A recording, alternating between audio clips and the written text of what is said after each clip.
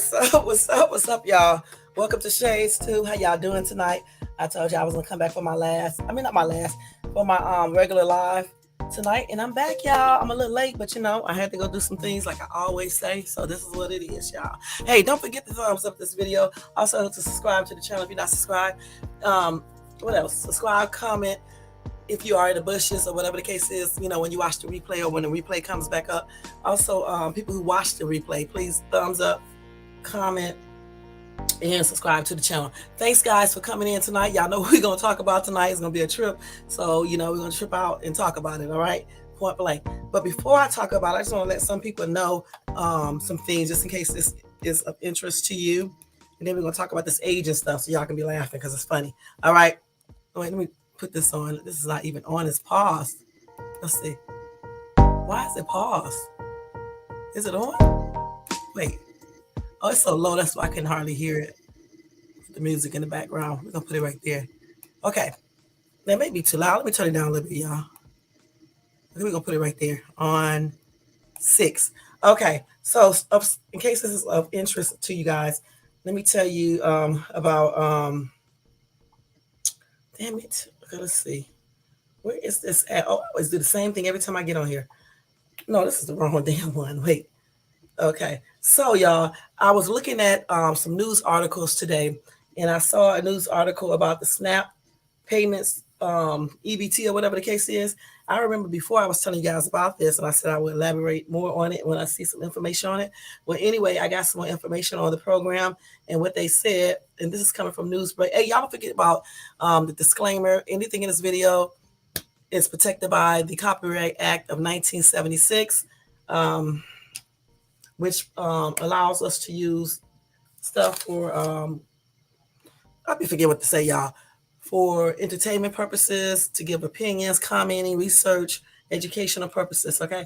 Everything in here is protected by that not class action, but by that Fair Use Act of 1976, okay? And that will be in this video somewhere, okay? I hope y'all did that T-Mobile class action lawsuit thing, settlement thing, okay? Because it's over now. I told y'all before to do it by Monday, to fill out the claim form. I hope you guys did it because I did mine on Monday.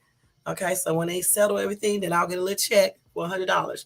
All right, so I hope you guys did it. Well, anyway, SNAP payments to shrink in 32 states as emergency benefits end next month. So if you guys are getting any type of SNAP benefits, it's going to shrink in 32 states by next month. And I'm thinking next month is the month of February, okay?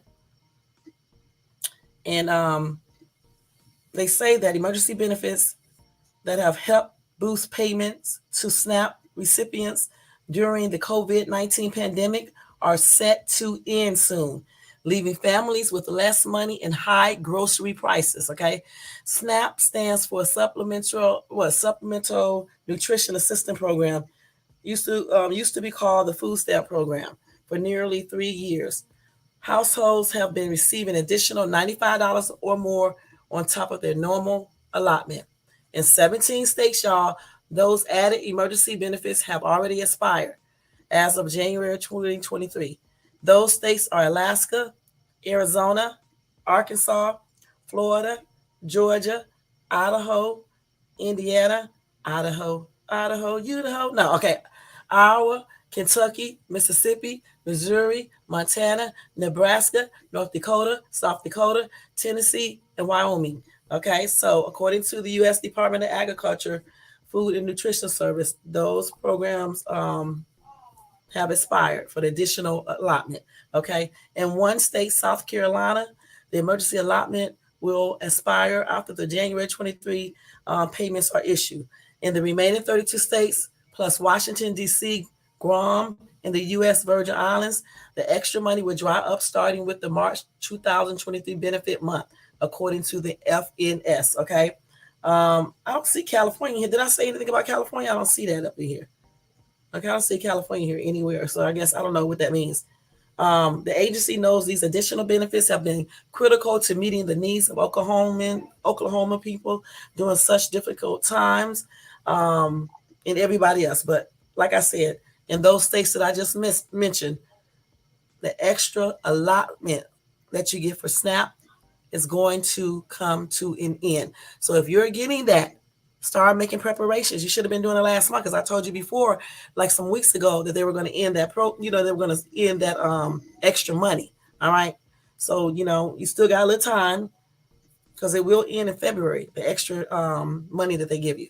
Now I don't know if that means that you will still get extra allotments for February and then in March you won't get any, or it just stops. You know what I'm saying? So I don't know for sure. All right. But regardless of the thing, you should still just know this. Okay. All right. I don't know why they're ending that like that, but hey, that's what they do. All right. One more story, guys, before we start this big old topic. Let's talk about this woman who has something in her trunk. I want to know what she had in her trunk, guys. Okay, so this story is from Newsbreak. Okay. Let's see here. Okay, so a policeman pulls over a woman and instructs her to open the trunk, unaware that he is being recorded. When he saw a driver in trouble, the county officer stopped his car and did something unexpected for Shanice. Shanice girl, okay. Not only did the police officer tell her that her brake light was out, but he also did something else that shocked her and made her want to tell everyone about it on Facebook. When Shanice saw that the officer Jenkins had stopped her, she was scared. She started looking through her glove box for her insurance and registration papers. As soon as he was close enough, Officer Jenkins told her not to worry, though he had only pulled her over to tell her that her brake light was broken. As he got closer to the car, I started getting my things together. He stopped me and said, "Don't bother getting anything out. I just wanted to let you know that your brake lights are out." At that point, Thacker felt like Officer Jenkins was someone she could trust. Since all he was trying to do was make sure she was safe on the road, she decided to vent to him. She told him that she had just replaced her brake lights in July and was worried that this would mean her car's wiring would need to be checked again, which would cost her more money. That's why I hate to go, but mine is covered. He gave me a concerned look and told me to open the trunk. He looked at and tapped the lights in the trunk, but they didn't turn on. So he told me to open the hood to check the relay box and then asked me to get out to check the other one. Okay. So yeah, so basically the cop, helped her. I guess he, fixed her light that was out. She was scared when he first stopped her and stuff. And he turned out, to do something opposite, I guess, of what she thought. And like I told you guys before, all cops are not bad. I have had cops plenty of times, assist me to get on the freeway, take me to go get my car, put antifreeze on my car, just all types of weird stuff. You know what I'm saying? So all cops are not bad. And that's a good story right there, And this is a black lady that he helped. So just in case y'all want to know. Okay. So like somebody said, there are a lot of good ones out there. It's too bad they are judged by a few bad ones. Okay. And I say the same thing because all of them are not bad. You do got some that's bad though, but not all of them are, a hot ass mess. Okay. One more thing. They have a drug that they recall, a cancer causing chemical found in diabetes medication. Okay. By Merck. Okay. So let's go ahead and read that real quick because we definitely need to know about that. Okay. In case you have sugar diabetes and you're taking a certain medication, you need to know this. Okay. So they said a chemical found in diabetes medication, they going to fix that. Okay. So anyway, pharmaceutical company Merck, I guess it's Merck or Merck and company says it will fix the problem that caused contamination of its popular diabetes drug with nitrosamines, which may cause cancer. Okay. Merck found nitrosamines, I guess that's how you pronounce that, in a drug called, I'm going to spell it for y'all because I'm not going to be able to pronounce this. JANUVIA. That's one. Then JANUMET. That's another one. And STEGLUJAN. That's another one. So let me do that again. These are the three drugs. JANUVIA, then JANUMET, then STEGLUJAN. Those three diabetes drugs have the nitrosamines or semines or however you pronounce that in it. Okay. And those are trade names for the drug sitagliptin. I guess that's how you pronounce that, which is spelled SITAGLIPTIN. LIPTIN, and those are used to treat type 2 diabetes. So if you have those, or whatever the case is, you need to be talking to your doctor about that to make sure to see if those drugs are ones that's recalled or whatever the case is. And they are going to make the correct corrections in these drugs to eliminate or formulate or whatever they need to do that drug so it won't be, I guess, so it won't have cancer causing agents in it. Okay. Let's see what they say. So they said that the root cause of the nitrosamine NTTP formation in certain batches of its sitagliptin containing products, and has submitted a detailed report of its finding to relevant health authorities. Okay, so they identified the root cause of it, and they basically submitted a detailed report of its finding to healthcare. I mean, not healthcare, but health authorities. The company has already instituted additional quality controls and expects to be able to consistently reduce the NTTP levels to meet the long-term acceptable daily intake level this year. Although the specific time frame will be based on the progress of timing to institute process modifications and or engagements with the U.S. Food and Drug Administration and other health authorities. Okay, so I guess they're going to make changes. Did they just say decrease that? They identified it, and then they're going to have to figure out what they can do. Okay, to make this more acceptable. You know, so they are going to reduce the NTTP levels. Okay, to meet the long-term acceptable daily intake level of that, so you can be able to take that drug and it can be safer for you to take. Because as of right now, I guess it still has a high level of that drug in certain medications, which can cause cancer. So yeah, so talk about those medications to your doctor if you are taking any one of those. If you have diabetes, okay, point blank. All right. I don't know. Somebody said, fun fact: most of the medications we take cause freaking cancer because they are all oil based. This all changed in the 70s when they made healthcare for profit and not about the patient. So does most of the food in America. Our tap water is filled with chlorine and fluoride. Man, I could go on and on. This article shouldn't be that alarming.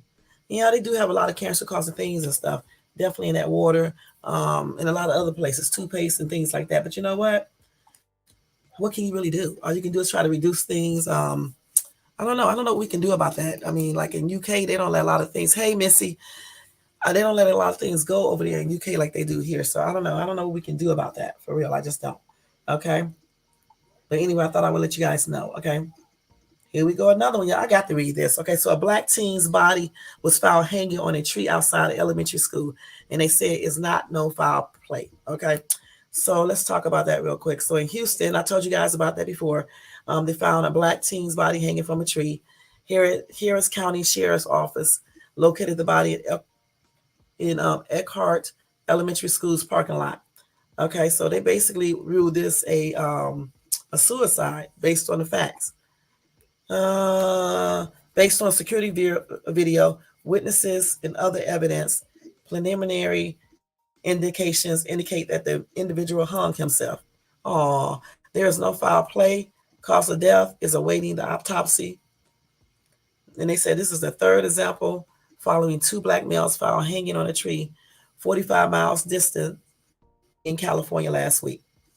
That's sad. What's this boy's name again? Let's see. Okay. Yeah, that's what they claim it was. I don't know for sure if that's what it was. So somebody said, wait, this young man is supposed to have not only committed suicide, but did it in a tree on the grounds of an elementary school in public. That doesn't sound right. I say the same thing. It sounds weird. You know what I'm saying?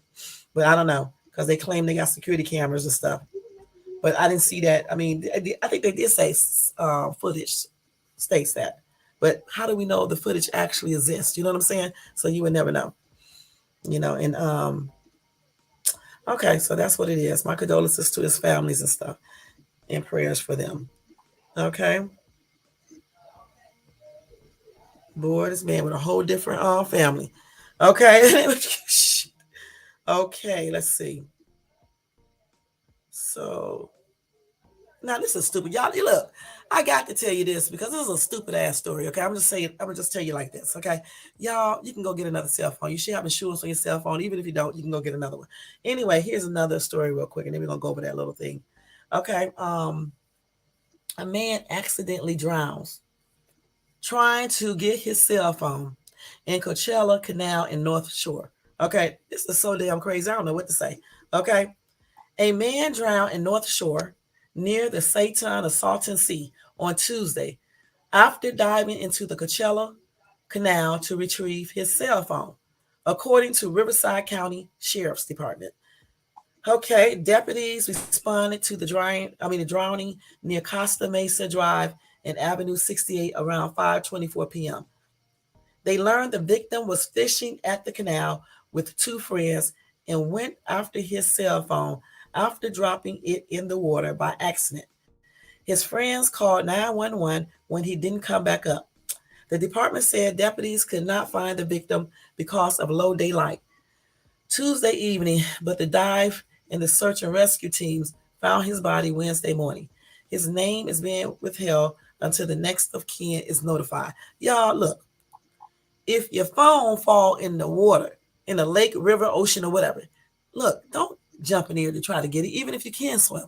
That's stupid. Most of us got insurance on our phones, but even if you don't, you can just go buy another one. It's just the phone. Okay? And so let's read these comments. This is so silly. Sorry for that, but you can buy a phone, not a life. I agree. Somebody said, did he not know how to swim? Another one said, shouldn't have done illegal activities. I guess fishing in the that lake right there, or ocean or wherever they was at. To me, it's just plainly ridiculous. Okay, my condolences to his family and friends and stuff, but still, that's plainly ridiculous. Why would you jump in a dead going ocean or water or whatever to get a phone? It's just a cell phone. I don't know. I really don't understand why these people do all these weird things, y'all. I just don't understand that. It's crazy. Okay, it's very strange to me. Okay, very. Okay, let me tell y'all about this person who yeah won some money. Okay, look, y'all. So y'all can go buy those lottery tickets because they have winners there. Okay, 3 lottery scratchers sold in Southern California. Um, well, let me do this. 3 people who purchased lottery scratchers from stores in Southern California are in new tax brackets after winning a combination of $13 million, y'all. I cannot believe that. $13 million. This is the same scratcher thing that I buy sometimes, okay? The big winner came from a store in San Pedro where Louis Farless purchased a life-changing jackpot winning scratcher ticket worth $10 million, y'all. Damn. $10 million? Woo! He told the California Lottery he plans to take the annuity option, which will pay him $400,000 per year for the next 25 years. He already splurged, he splurged $30 on the scratcher tickets during that purchase, an impressive return on investments. The Titan Black Scratcher ticket was sold at South Pacific Markets in San Pedro, which will receive $50,000 bonus for selling the winning ticket. And then you had another person who purchased a scratcher ticket that resulted in a $2 million payoff. Damn, he bought it at the game at Bibbo Liquor and Market Store. Okay. Then another guy, the store got $10,000 for that too. Okay. Then another guy won the top prize of $1 million on Power 10 Scratcher he purchased at a 7-Eleven in Hollywood. That store would get a $5,000 bonus. Y'all, that's some good ass news when you can win that amount of money on a scratcher. I mean, when I won $200 on a little dollar scratcher, I was happy. But imagine winning $10 million, or what did he win again, guys? He won. What did he win? He won $1 million, and the other guy won $2 million. Damn, y'all, what would y'all do with that much money? What would you do with that much money? Let me see what they said.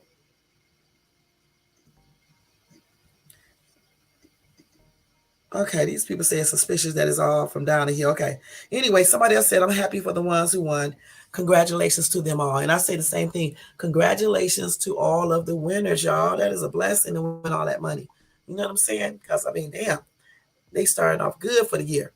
They really are. One more story, because this is a little, it was sad, but now it's not. Okay. So a dog was like trapped under large rocks on a California, let's see, on a California beach. So a jogger, what the hell do I be talking about, y'all? Was trekking along a beach in California. He heard what he thought was a muffled bark, according to the animal shelter. When he looked around Ocean Beach, however, there was a living thing in sight, according to a January 19 Facebook post from the San Francisco Animal Control and Care. He decided to look around in the rocks and he spotted a dog's face looking up from under the rocks. The 1-year-old Springer named Gwen was trapped under the rocks. Okay, let's see what else. He's so cute. It was a very low tide, and the water, while not very close at this point, was coming in. An officer with the shelter found the animal and moved the large rocks to pull Gwen out. Gwen was scared and cold, but otherwise okay, according to the shelter. Oh, she's so cute. Let me show y'all the dog. Her ass was trapped in all his damn rocks and shit. I'm glad he was walking by or jogging by or whatever he was doing, because otherwise he would have saw that dog. That dog was trapped. Look at him right down there, y'all. In those little, you see his little face? And then this is him. Let me show y'all. Let me see. Let's pull my shirt up in case I have it out. Let's see. Where's the actual dog picture? Wait. Let me see what the dog picture. I'm gonna show y'all what he look like. Hold on. I done pushed off the story and stuff. He's so cute. Okay, this is what he look like. Let's see. Wait, if I can get this right. Where's that picture at? Look at him. Wait, let me see if I can get my phone right. His little self got stuck in the little rocks. I'm glad they found him because he probably was scared and crying and shit. Yeah, he probably was crying and scared and stuff. He's so cute. Okay, let me tell everybody in the chat. Hey, Edie, Dabs, the Dab King, and Missy, of course, and anybody else that's in the bushes. Hello to everybody. Okay, so now we're going to talk about this subject. Okay, the aging female parts, the aging male parts. We're gonna cover the male first. Okay, y'all. We're gonna cover that. Okay, so we know when we all are going to older. Okay, the only way you won't age is if you die. Okay. So wait a minute, the aging male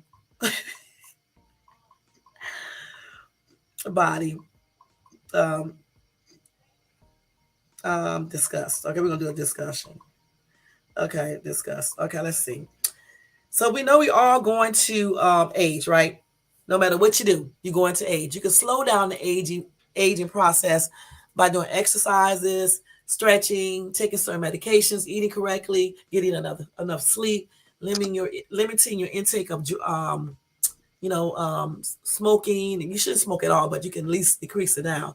Limiting your drinking, and just other things that you do that can make you age quicker. Okay. Other than that, there's not too much we can do because we're gonna age. Okay. But the thing is, I wanted to discuss the changes in men. And then I thought it was only y'all. Adam, stop. Hey, Adam. I thought it would only be fair if we discuss the women too. Okay, because I don't want to be up here just men bashing and things like that. So I thought it would just be fair to discuss both. Okay. But first, we are going to talk about men, okay? Because y'all like to talk about women. I don't want to cover the same thing that I covered yesterday. We want to talk about this men stuff, okay? So let's just talk about what a man go through when he ages, like changes and stuff in this person, okay? Okay, let's go ahead and get this going. Let's see. I don't want to read this right here because they just going through too much stuff. I want to talk about really the men. Okay, let's say.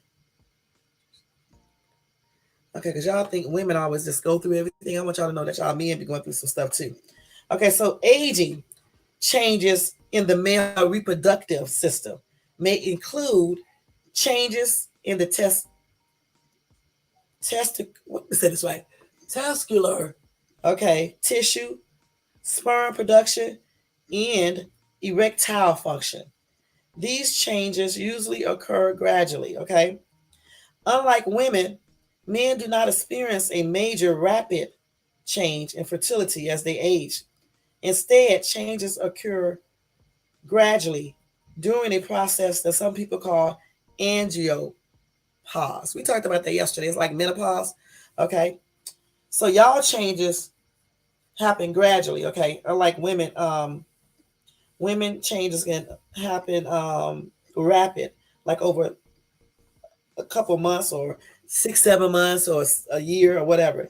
And that's usually through menopause, okay? Aging changes in the male reproductive system occur primarily in the testes, okay? Y'all know what y'all testes are, right, man? Y'all know what it is, right? Testicular tissue mass decreases, okay? The level of the male sex hormone, testosterone, decreases gradually. There may be problems getting in erection. And see, that's why y'all got to take Viagra. Okay. A lot of times this change, let me stop laughing already. Let me stop. A lot of times this changes start happening when men get around 40, 45, sometimes 50, and 51, 52, or whatever. And so that's why a lot of times they have different things that a man can take so they won't, so they can be able to keep it up. You know what I'm saying? So they can be able to get erected. You know what I'm saying? When they need to. All right. Let's see. So usually that decrease can happen slowly. Okay. And but eventually it's going to happen. Okay. In a lot of men. Okay. Eventually it's going to happen in a lot of men. This is point blank. Okay. The tubes that carry sperm may become less elastic. Okay. A process called sclerosis. The testes continue to produce sperm, but the rate of sperm cell production slows. So even though y'all asses can still make a baby forever, that rate of making sperm is going to decrease. Okay, so therefore it's probably gonna be harder to get somebody pregnant when your old ass want to marry a younger woman. Okay, so y'all stop that shit because when y'all start getting old, that sperm production is going to slow down. Okay, point blank. Okay, the epidermis, I think that's right, the epidermis, seminal vesicles, and other prostate gland lose some of their surface cells, but they continue to produce the fluid that helps carry sperm. So y'all hear me, men? Some of your prostate gland lose some of their surface cells, okay? However, you still continue to produce your nasty little sperm. I'm just playing. You still continue to produce some of that fluid that helps carry that sperm, okay? Point blank. Okay, so now here's another thing that changes your urinary function, okay? The prostate gland enlarges with age as some of the prostate tissue is replaced with scar-like tissue. This condition, this condition is called benign prostatic or prostatic hyperplasia, which is also called BPH. And every time I go to the urologist, I see that BPH up there, and I was trying to figure out, even though they was telling me what it was. Now that affects about 50% of men. BPH or benign prostatic or prostatic hyperplasia may cause problems with slow urination and ejaculation. Okay, so if you having that problem and you're 40 something, definitely if you're 50, you need to go get that checked out at a urologist. Okay, because they can help you. They can help you. Okay. 70 years old. Woo. Okay. Anyway, so here's some effects of changes. Fertility varies from man to man. Age does not predict a male fertility.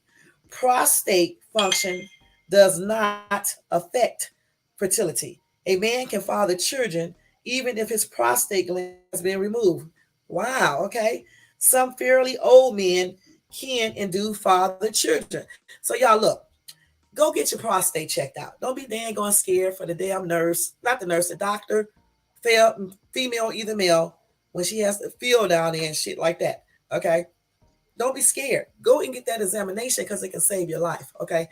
The thing about it, when you go to certain examinations and tests, if you do have some type of something that's going on, they can catch it early and you can probably get rid of it and treat it and things like that. But if you wait too long, things do continue to grow.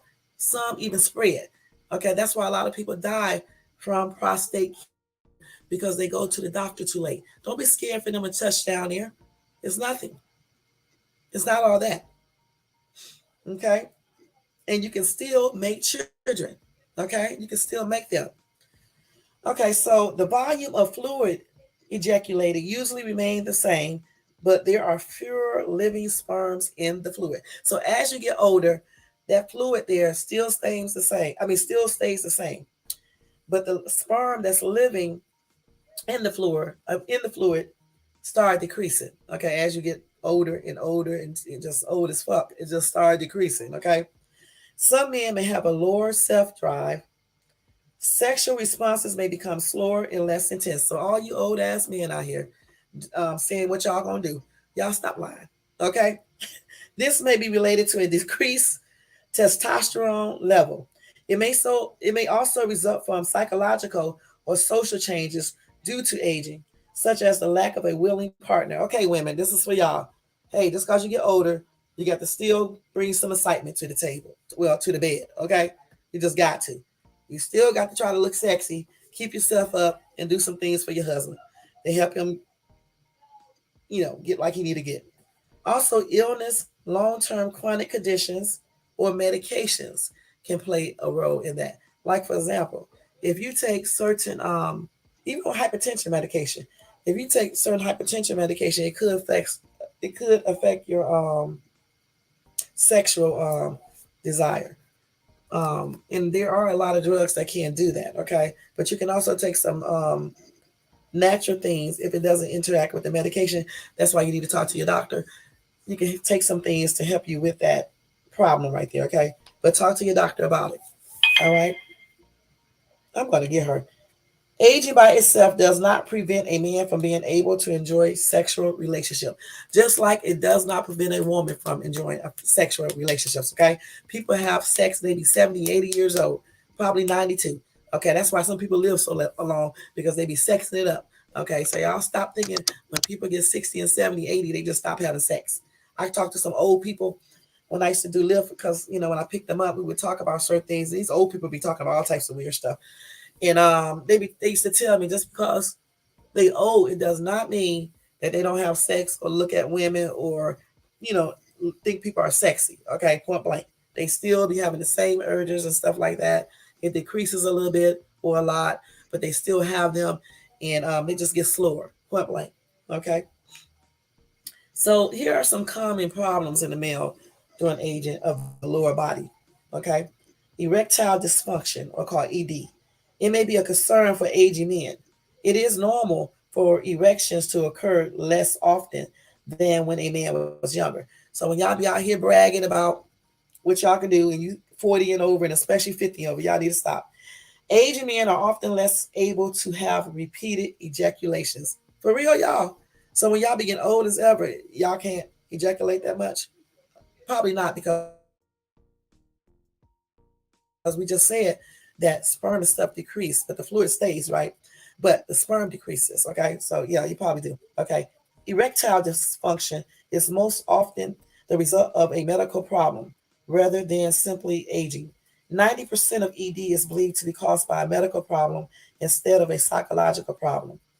Medicine, such as those that treat hypertension and certain other conditions, can prevent a man from getting or keeping enough of an erections for intercourse. Disorders such as diabetes, I was going to tell you guys that, can also cause erectile dysfunction. That's why y'all, I'm telling you, we all have to do the things that it takes to not catch all these diseases as we age. Okay, because as you age, you can catch diseases more quicker. Okay, so we definitely need to take the steps now or when you're in your 40s, late 30s, and stuff like that to stop certain things from happening. Okay, ED that is caused by medicine or illnesses is often successfully treated. Talk to your primary health care provider or a urologist, like I said, if you are concerned about it. about this condition. BPH may eventually interfere with urination. The enlarged prostate partially blocks the tube that drains the bladder. Y'all know what that's called? That large, that tube that drains the bladder. Do y'all know what it's called? Okay, it's called the urethra. Okay. Changes in the prostate gland make older men more likely to have urinary tract infections. Okay. That's why you have to get your prostate gland checked. All right. Urine may back up into the kidneys if the bladder is not fully drained. If this is not treated, it can eventually lead to kidney failure. Okay, that's why I make sure, that I get all that urine out of my bladder, you know. Prostate gland infections or inflammation, which is called what is this called? Prostatitis or prostatitis, I don't know, may also occur. Anyway, that means inflammation of the prostate. Okay. I told you anytime you see the ITI, what is it? ITIS behind something, it always means that means inflammation, point blank. Prostate cancer becomes more likely as a man age. It is one of the most common causes of cancer death in men. Bladder cancer also becomes more common with age. Testicular cancers are possible, but these occur more often in younger men. I did not know that. Okay, so here are some prevention. Y'all cannot talk right tonight.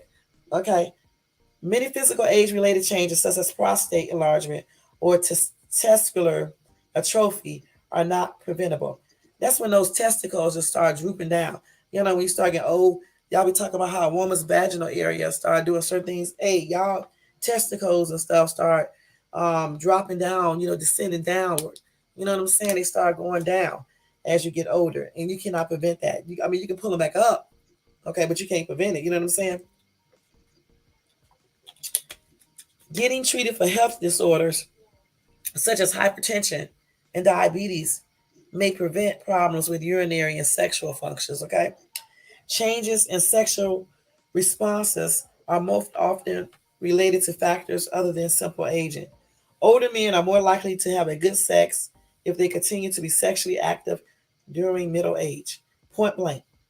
Okay, so that's some of the changes in a man's lower areas. Okay, don't forget that in the back, like the behinds, when you start aging, a man's behind also starts to sag some, just like with a woman. You know what I'm saying? But of course, you can just do some exercises to try to lift it up, make the area stronger and everything. But it's still probably a sag a little bit. It's still not going to be like that youthful butt that you had when you were in your 30s and 20s. But you can work with it and lift it up and make that gluteus maximum muscle more stronger, which will give the illusion that it's up a little bit more. You know what I'm saying?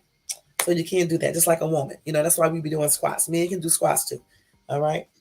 In the upper body, the chest, just like the woman's chest, can start sagging as you age, what a man's can too. It start getting, flabby and sagging.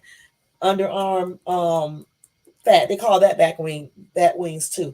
When you get older, that becomes more looser and flabby and start moving around. Of course, you can do certain arm exercises to eliminate that or to reduce so much flabbiness. Okay.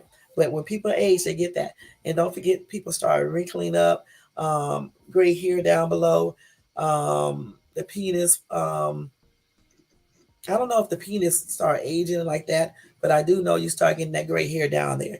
Some people don't get gray hair like that though, but some people do. It just all depends on your genes and other factors. You know what I'm saying? But you do change, that hair down there gets gray, just like any chest hair or wherever you have that hair at. You know what I'm saying? Probably if people, I don't know. Usually I think that hair on top of your head probably started turning gray before the hair down below. I never seen a guy with gray hair because I don't, wait a minute, hold on, y'all. Damn, what the hell? Hold on. Because I never dated an older guy where I had to see gray hair, point blank. But I'm assuming that the gray hair on the head changes first. I mean, the hair on the head changes first, and then probably that lower body hair in that area, it probably changes last. Okay, I don't know how much it changes and all that stuff. You can dye something. They do have dye for all that too, But anyway, that's another story. Okay, and what else? Let me just put the male changes all over his body, y'all. Let's see. changes. Wait, y'all. Let me just say upper body as they age. We're gonna check. And y'all know I'm always on male. What is it? Mayo Clinic site or either Med Plus or something like that. Okay. Also, y'all, even for men and women, both of them, when they start aging, their body shape changes. Okay. Um, and some of this you can help by doing exercise, like I said, for drinking a lot of water and things like that. But when you start aging, like after age 30, people start to lose lean tissue. Okay, this is, see, I told y'all that before when I was talking about age, and I said you actually age every day. It starts speeding up in your 30s. It just get faster. The 40s. Let's put it like this: you start aging more at 30, and then when you start getting 40, you age a little bit more. When you get in your 50, a little bit more, and then just keep on going faster as you get older. Point blank. Okay, but anyway, around 30, people tend to lose lean tissue. Your muscles, liver, kidneys, and other organs may lose some of their cells. Okay, this process of muscle loss is called what? What did I just tell y'all before? A trophy. Okay, when you lose a lot of muscles and stuff, obviously, if you get a trophy, that means that stuff sag. Okay, it start hanging down. Okay, bones may lose some of their minerals and become less dense, which is called osteopenia, and then it can develop to osteoporosis. Okay, tissue loss reduces the amount of water in your body. Okay, the amount of body fat goes up after age 30, y'all. Older people may have almost 1/3 more fat compared to when they are younger. Fat tissue builds up toward the center of the body, including around the internal organs. However, the layer of fat under the skin gets smaller.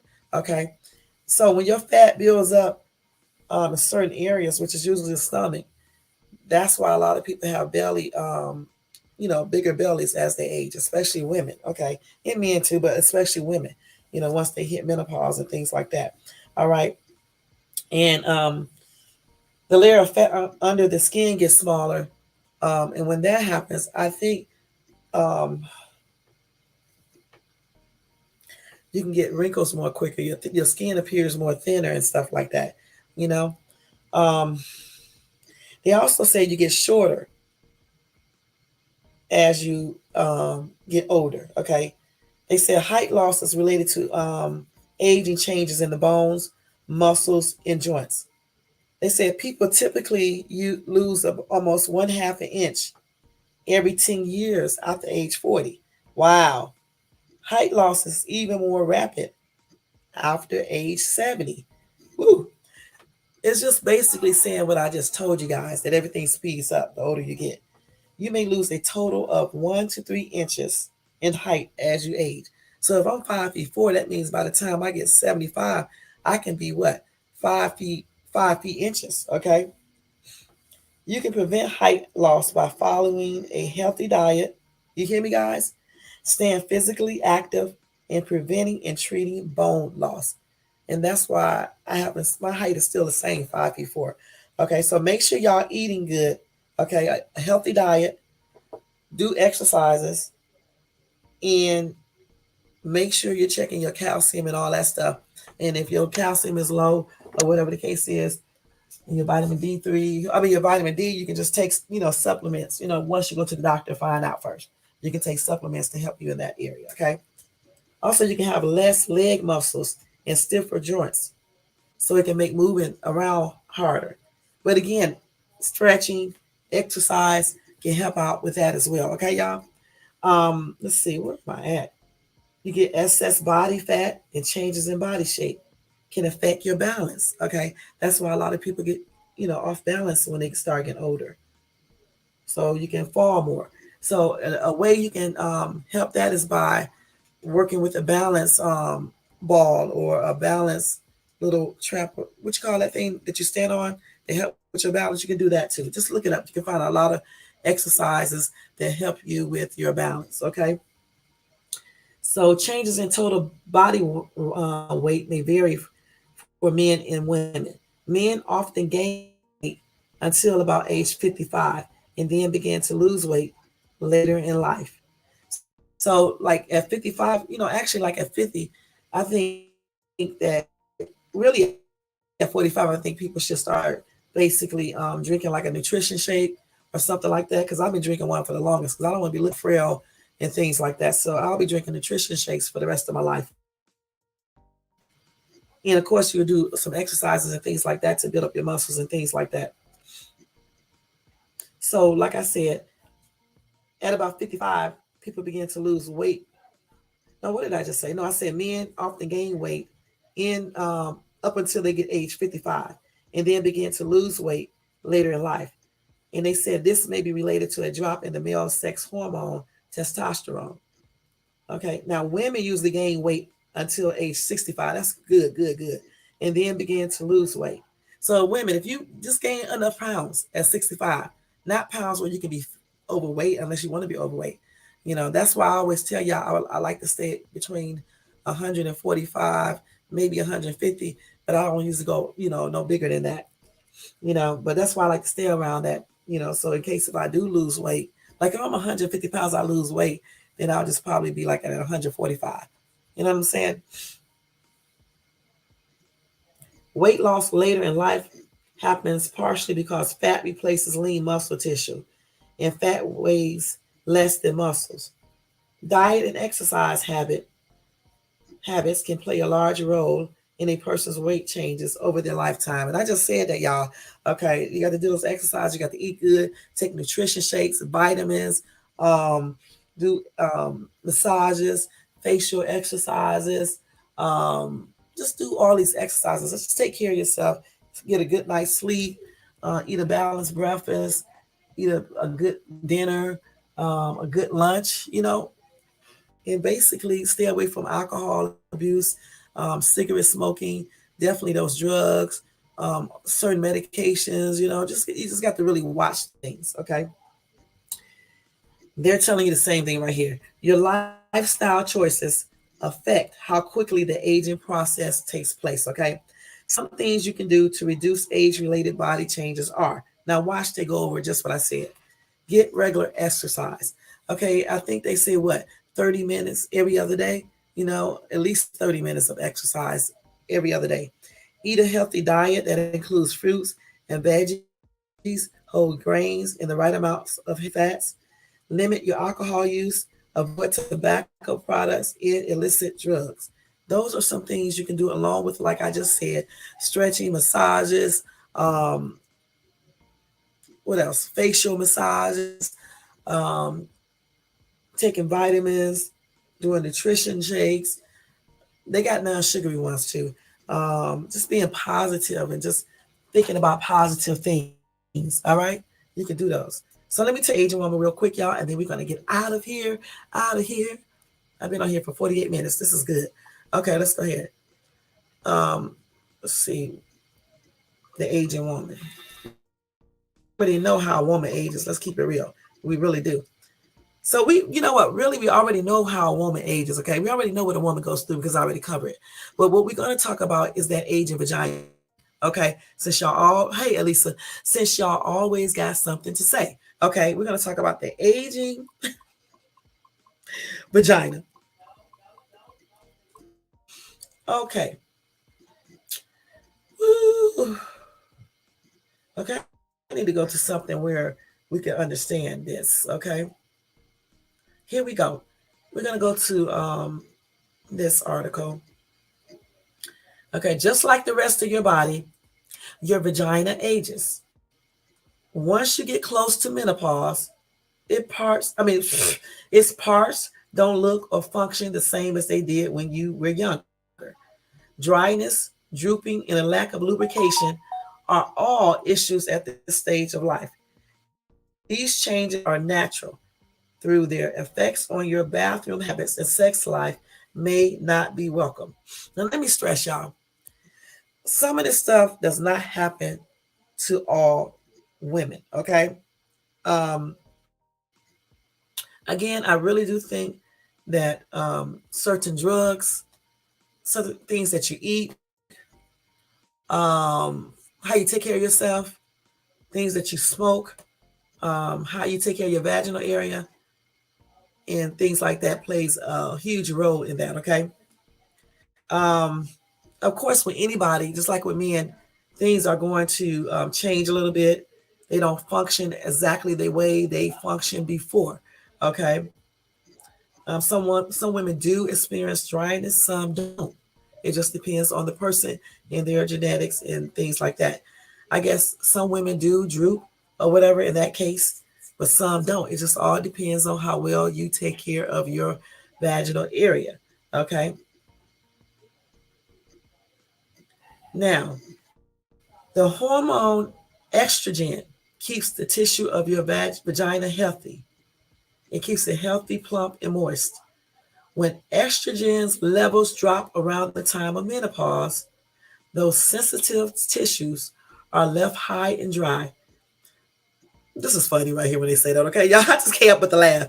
Dryness is one of the most distressing symptoms of menopause for some women, okay? I'm going to stress that in there. This does not apply to all women. It can make sex uncomfortable or even painful, but you can use a lubricant to reduce friction and have sex regularly to keep up the moisture you still have. Or if not having sex, you can do other things to keep that moisture. And I honestly believe exercise and also Kegel exercises, as well as doing other exercise for that vaginal area, can strengthen that area there. It can also keep you plump and moist when you need to be. Foods, the diet plays a role in all that down there. Okay, point blank. Okay, if only I could show y'all, but I can't. I'm just telling you, it plays a role in that because I promise you, not all women area down there be dry up, droopy, and things like that. Okay, it just don't. I think, hey, love always. I think a lot of things play a role into how your vaginal area and how you take care of it, how it ages. Point blank. Yes, some things is going to happen, but some things aren't. Also, you can have less hair down there. Okay, your hair goes through natural cycles where it grows for a period of time, then falls out. As your hair gets older, its growth cycle shortens. At the same time, a drop in estrogen makes testosterone your body's dominant hormone. Testosterone, y'all, fuels hair loss. When more hair falls out than your body can replace, you'll start seeing areas of thinning, and that can be thinning down below, okay, as well as on top of your head. Let me say this again. This does not affect every woman. Okay, because I'm gonna tell you straight up, even though a lot of things I haven't went through yet, but my hair is cool. Okay. So it just all depends on a lot of factors to determine if you're gonna experience this or not. I keep everything neatly trimmed. I would know if hair loss was there anyway because I don't ever like a lot of hair. Okay, point blank. So I would never know that. Okay. Next thing is that let me see if I can say this right. I think it's labia. Your labia is looser. Skin tones get worse because of the age related loss of elastin and collagen, proteins that once kept it taut. That's true for the skin on your face as well as your labia. The folds on either side of your vagina, sagging is less obvious when it's inside your pants. See, y'all remember when I told you, look at my pants? I know what I be talking about, even if I do pronounce these words wrong at times. Okay, I know what I be talking about because I read about shit all the time. When I was in the medical program, that's all I damn did is read. I remember shit and I still read.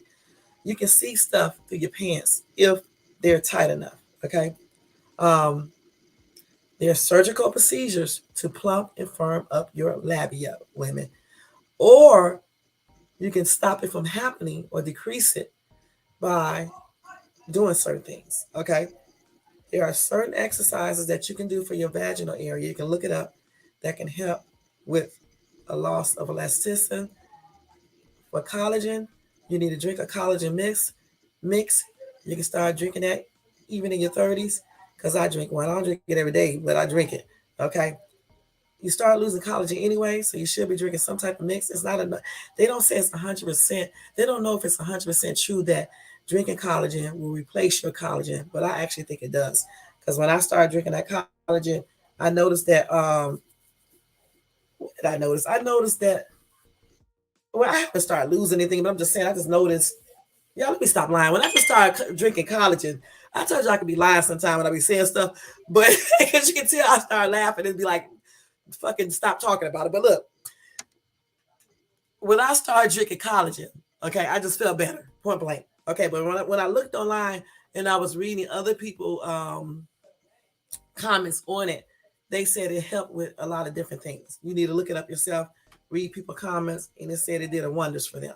So I started drinking collagen, and I just think it works, point blank. I haven't started losing or hearing anything, so I can tell you about all that. But my skin just feel well. Actually, I did feel like my skin was feeling tighter on my face. For real, I was feeling like that. My skin started feeling tighter. Now, if only I can drink it every day, but the shit is nasty. But you really supposed to drink it every day. So I'm gonna start actually drinking that collagen. I don't know, every day. It's hard to drink it every day, but you can. I get the powder mix, and I just put mine actually in like, don't laugh, y'all. I put mine in hot water, okay? Because I can't really drink milk. And when I put in the soy milk, it's nasty. So I just put it in hot water, not too hot of water, but just like warm water, and I just drink it right down and stuff. Because the hot water makes it dissolve quicker, and I just drink it right down. But I actually does help replace collagen, and you can just eat other foods that can help replace collagen.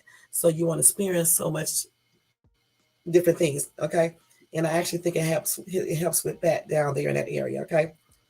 Okay, let's see. And of course, you can go to the doctor and get some surgical procedures to plump and firm up your labia. Yeah. Yeah. Same thing for me, love. Always. I have had a lot of. I got a lot of hair on my head. Period. Okay. But I really never had too much hair anywhere else. Okay. And in other areas, I cannot stand a lot of hair on me. Okay. I just can't. I like everything like neat, and so I just don't keep it. You know what I'm saying? I just keep it very, very little. So I would never even know or notice if hair loss was there because I keep it very like light anyway. You know. Let me see what else. Okay, so now they are talking about. They show pictures and everything, y'all. Damn. Woo. Oh, let me show you what it may look like so y'all can know. The labia is looser. I'm gonna show you this picture. It's not an actual labia, but they just use examples. So if your labia looking like this, it's getting loose. Okay, is it looking like this? Then it's loose.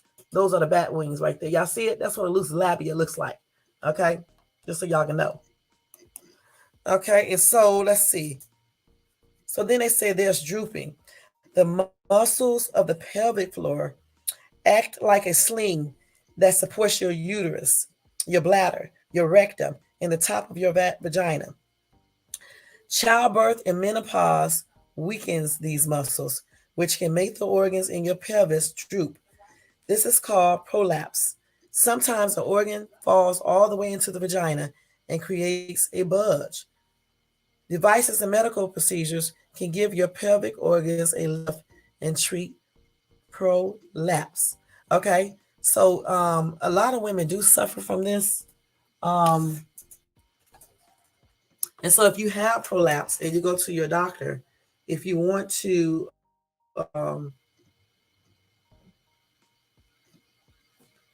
get it lifted back up, they can do certain type of medical procedures or use certain type of devices to give your pelvic organs a lift and to treat prolapse. Okay. Okay. The next one is going great. Like I said, your hair on your head will turn gray as the years pass. But finding your first gray hair down there can come as a big shock. Your pubic hair turns gray for the same reasons that your hair on your head does. As you age, the pigment cells inside each hair follicle die and stop producing the chemical melanin that gives your hair on top or down below its color. As melanin production slows, your pubic hair turns gray or white. Dang, I like it when I learn stuff. Okay, so that's why the hair turns gray. Okay, because the pigment cells inside each hair follicle die, and then it's stop producing the chemical melanin, and that gives your hair the color. Wow. And as melanin production slows down with aging, your pubic hair turns gray or white. So if your hair has not been changing fast, that means that the chemical melanin is still producing pretty good. And I'm wondering, excuse me, y'all, if you can take supplements. I'm pretty sure you can to slow that process down or to replace some of that. Look into that because I do be seeing stuff that says that. But it's a good thing to know that because mine is, must be producing pretty good because my hair is not gray like that or anything. Everything is happening very slowly, and I don't have no gray hair other areas. Okay, the next thing is that you have shrinkage. The loss of estrogen around the time of menopause makes the once stretchy tissues of your vagina thinner and less elastic. This is definitely a case of use it or lose it. Oh, hell no. Hey, J4. Okay, if you don't have sex enough, your vagina can get shorter and narrower. Okay, so when you do have sex, it will hurt. Maintaining a healthy sex life with a partner. I don't even want to say this next one. Or a vibrator will keep your vagina loose and limber. Y'all, I've been celibate for how long? This is not a good thing. This is not a good thing, y'all. This is not a good thing right here. Oh, no, this is crazy. What? Y'all, this is a new one for me right here. So when people be telling me, we're talking about aging, J4. When people be aging, okay, no, when people was telling me that if you don't have sex, they tell me this all the time what it can do. I didn't believe it. Okay, and so I'm reading it right here. So you better be having that sex. But the thing is, you don't want to have sex with anybody. Okay, if you don't have nobody to have sex with. Okay, and I don't use the other thing. So I don't know, y'all. Okay, but I do think about like a guy or something. I can think about a guy or something in my mind, and then I wonder, does that count? If you think about somebody, right? Does it offer the same type of benefits? I'm just wondering because I can't imagine doing this other thing. I just can't. I never have. It would be fun to even be doing stuff like that. Okay, I just need to get me a man. Okay, because when I get a man, and then I can make up for all the lost time. Because I've been celibate since 2014.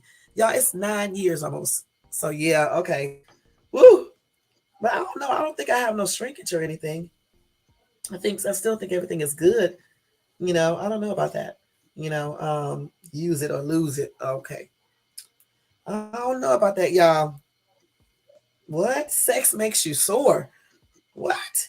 You feel the loss of estrogen when you try to make love. Dryness, thinning of the tissues in the vagina add up to painful penetration. Over the time, the delicate tissues can tear and bleed. Don't let fear of pain keep you from a healthy sex life. When you avoid sex, it can make the problem worse.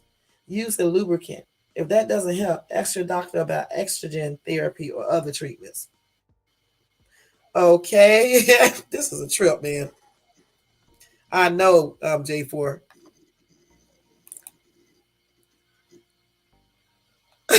Yes. What the hell? What? Okay.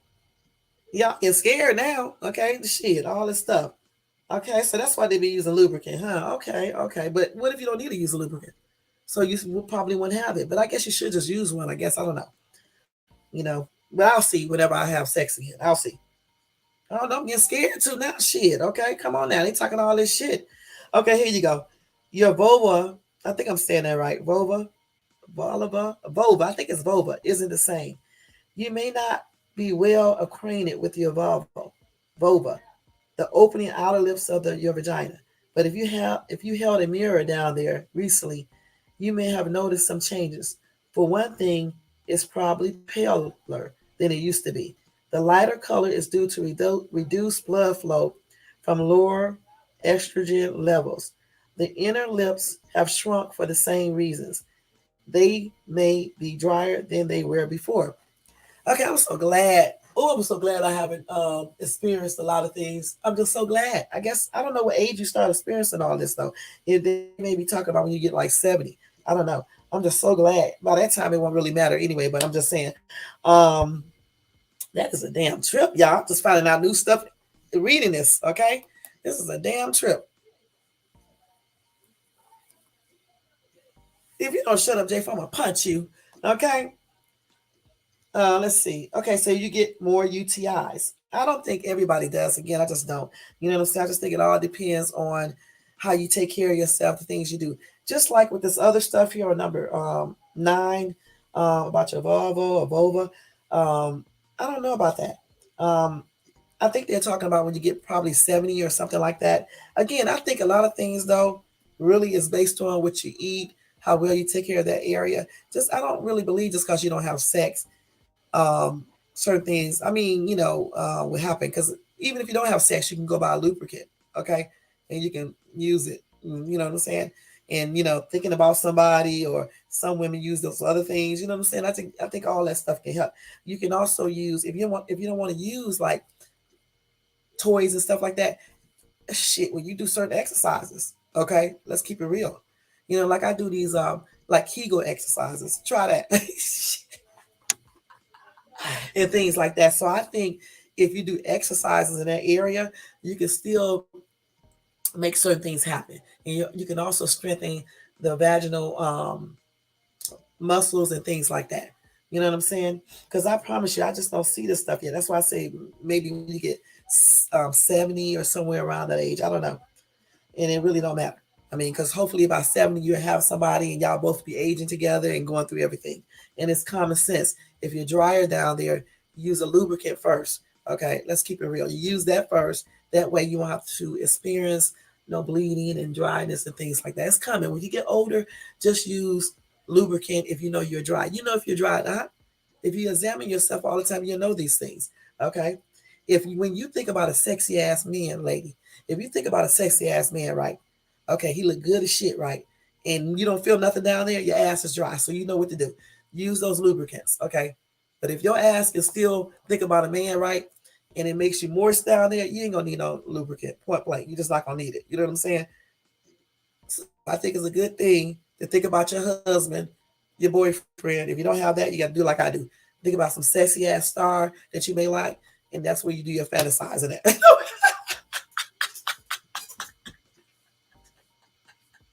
And if you don't use the other thing, because I don't, hey, you just do them Kegel exercises, those other vaginal exercises, it's almost the same result. Okay, trust me. What? Oh, that's nasty. Just put the lubricant down there. Boy, stop! I'll pop you. Jay Poor is crazy. Let's see. Hey Kim, thanks for coming in. Did you say what you coming to? Okay, so now with the UTIs. So when a woman, just like a man, when you start getting older, you have, and I'm talking probably about when you start getting like what in your 70s. Okay, I'm thinking they talk about for certain things like when you get really older. Okay, so you get more urges to use the bathroom or pain when you pee. But if you do get that, that's a sign of a UTI. Okay, your vagina is home to lots of bacteria. Okay, so y'all men who be doing all this stuff, okay, you better watch who you be with. Some good, some bad.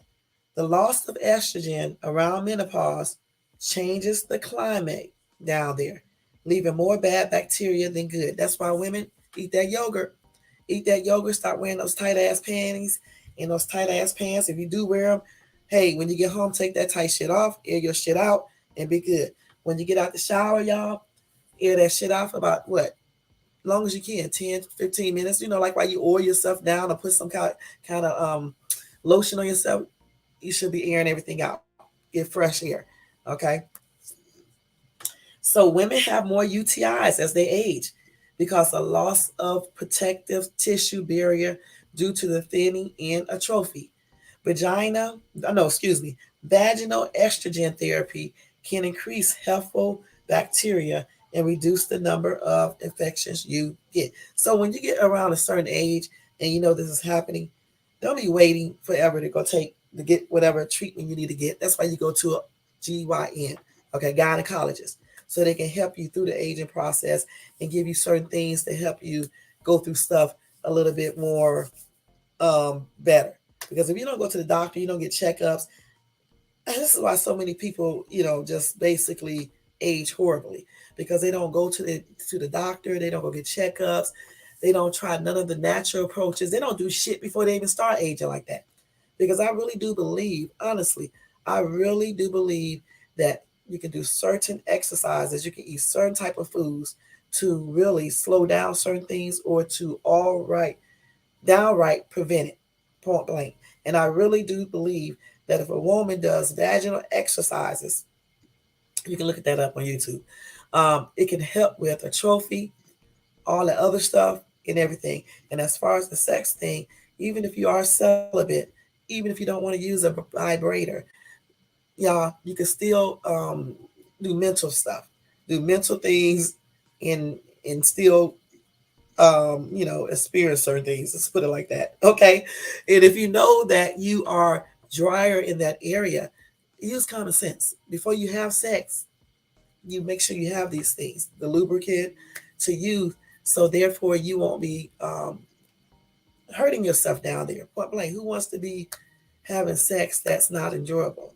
That you bleed and stuff and things like that, or tear that skin. That skin is really sensitive in that area, and it can really when you rub on it, it can really just get damaged really quick. So definitely you would want to use some type of lubricant if you are not, if you experience dryness, point blank.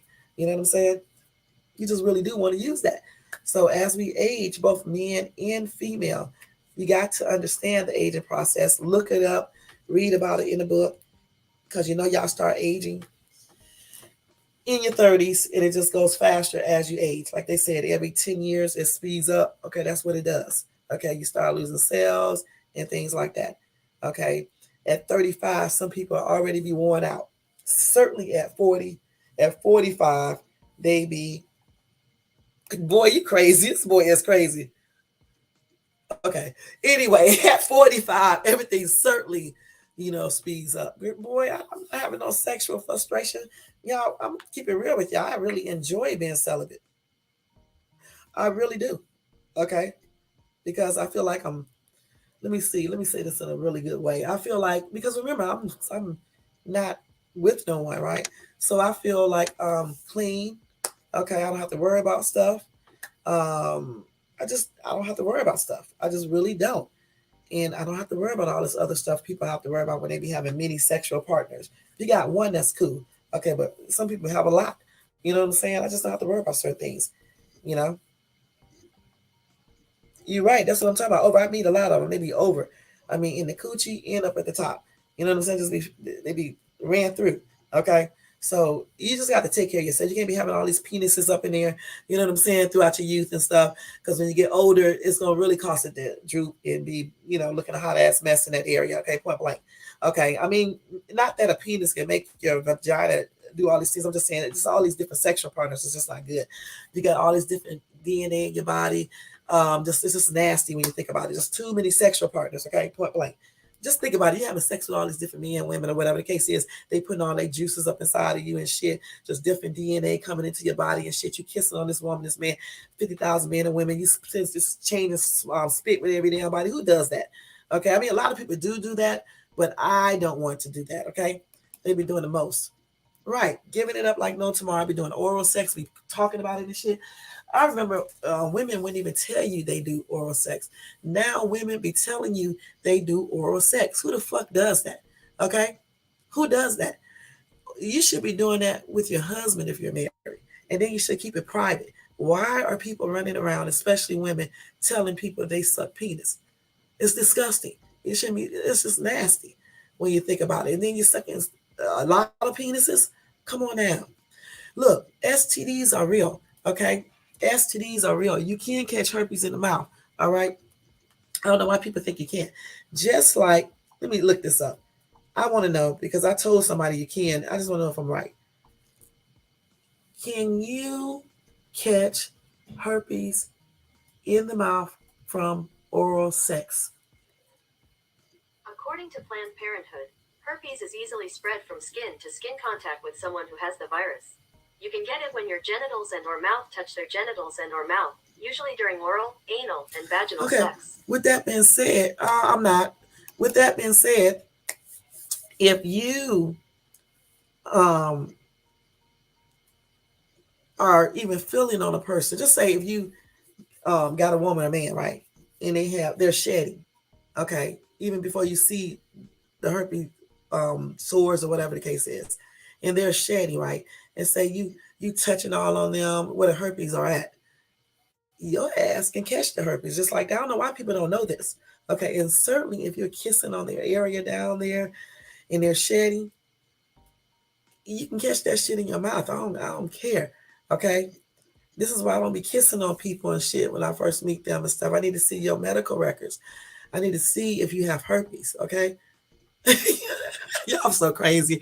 For real though. I need to see your medical records to make sure you don't have no herpes or other things. Just like I'm interested in a background check. Okay. Shit. I don't want to be hooking up with a dude and he got sexual transmitted diseases. A lot of people don't tell the truth about that. You know, your ass can have a whole fucking sores right in that area. It could be gone now, but you could have had it before. You know what I'm saying? And then, you could be shedding and shit. I don't know. You know what I'm saying? Hell no. This is why I don't believe in having sex with people on the first, second, third, fourth, fifth, sixth, seventh, eighth, ninth, 10, 11, 12, 13, 14 dates. Okay? Forget that. Okay? Because there's too many diseases going around. And some of these diseases, you cannot look at a person and tell they have it. I don't even understand why anyone would have sex without a condom. I just don't, because so many people be doing the most. They be with different partners. Men be cheating on their women be cheating on their men. You don't know what people have. I just don't see it. And certainly not doing oral sex, because your ass putting your mouth in these places. What the fuck? What if they do have herpes down there? And then you get that shit all on your mouth, on your lips and shit. You can even get in your eyes. Fuck that. You think I want to be bothered with all that? Okay, and you ever seen herpes sores on people's mouths and herpes sores on other parts of their body? People don't know you can get it on. You can get that shit on other parts of your body too. Okay, y'all make me want to itch just talking about it. My kids are not in here, good boy. I'm in my bedroom, and and my kids know about sexually transmitted diseases because I teach them about it. Okay, that's why they are not. They are just like they're supposed to be, like girls used to be back in the day. That's how they are right now, and that's the way they need to stay until they get married, point blank. But I do teach them about sexual transmitted diseases. Okay, even my son knows about them because I teach that in health education. That's what's wrong with parents. They don't teach their kids shit. That's why they be out here getting babies and diseases. But yeah, I'm in my bedroom just in case y'all wanting to know. I'm in my bed with my door closed. Okay. Right. Each time you have sex, there's a risk. Right. Protection or not, relationship or not, married or not. You're right. But you know what, J4? If you are married to someone that you can trust and neither one of you guys is playing around, um, it's not a risk. Okay. It's only a risk when you have partners that you can't trust and you're switching partners and you're having sex with many different people. Okay. If you are married and you or your partner does not cheat and you already had sexual disease checks and everything came out good, you're not at a risk. Okay. Point blank.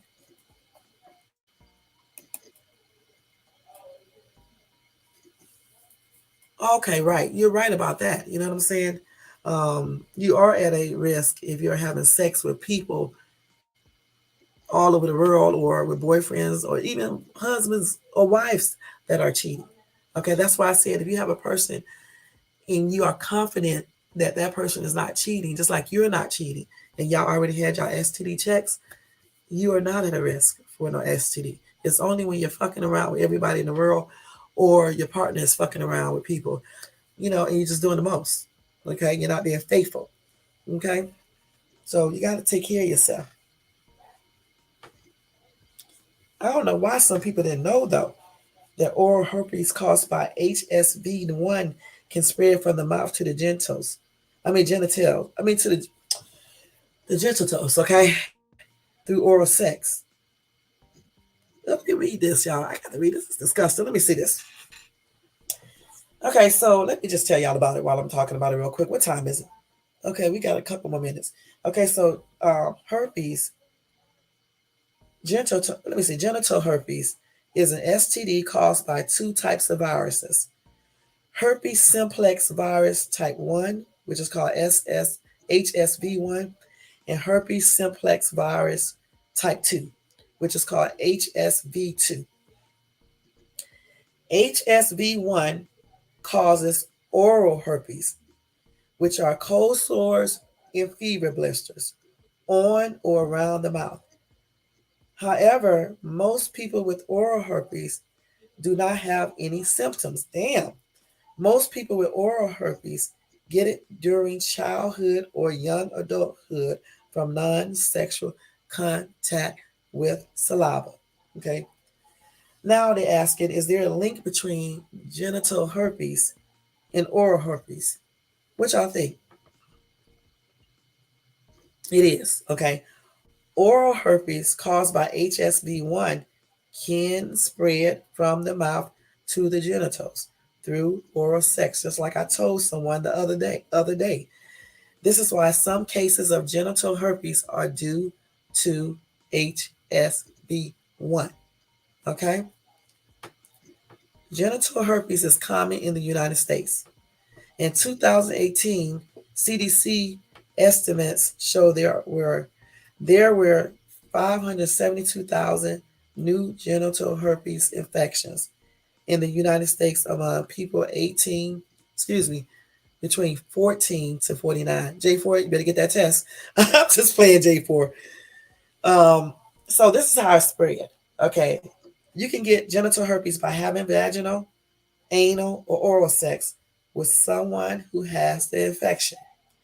You can get herpes if you have contact with a herpes sore, like I told you before, saliva from a partner with oral herpes infections, like I told y'all before, genital fluids from a partner with genital herpes infection, skin in the oral area of a partner with oral herpes, or skin in the genital areas of a partner with genital herpes. So when y'all be doing all that rubbing and grinding next to a person, you better think about it. Okay? When you be doing all that kissing and shit with a person, you better think about who you're kissing.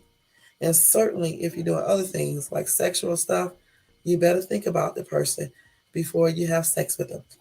Condoms don't prevent you from getting herpes because again, it's skin to skin contact. If you're rubbing on somebody and shit and they're shedding or have the actual sores, there you go. Okay, just like if you're kissing them and they have fever blisters and shit all over their lips and shit, there you go. Okay, so just be cautious. Okay, hey, check this out.